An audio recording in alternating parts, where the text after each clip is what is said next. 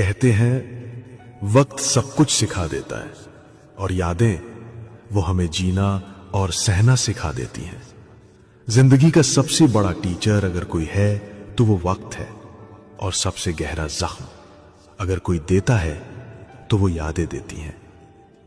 वक्त हमें सिखाता है कि जो चीजें आज हमें बहुत अहम लगती हैं कल वो बस कहानियों में रह जाती हैं।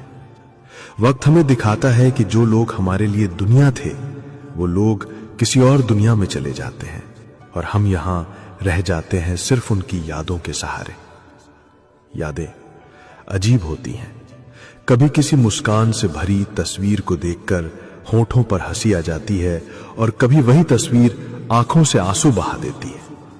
यादें जहर भी हैं और मरहम भी। वो हमें तोड़ती भी हैं और कभी कभी हमें संभालती भी हैं। वक्त कहता है आगे बढ़ो, पीछे मत देखो, लेकिन यादें कहती हैं रुक जाओ, उस लम्हे को एक बार फिर जी लो। और इंसान हमेशा इन दोनों के बीच फंसा रहता है। कभी आपने महसूस किया है रात के सन्नाटे में जब हर कोई सो रहा होता है तब यादें सबसे ज्यादा शोर करती हैं। कभी बचपन की मासूमियत याद आती है तो कभी पहली मोहब्बत की धड़कनें, कभी किसी अपने की हंसी याद आती है तो कभी उनकी कही हुई वो आखिरी बात जो शायद अब कभी सुनाई नहीं देगी।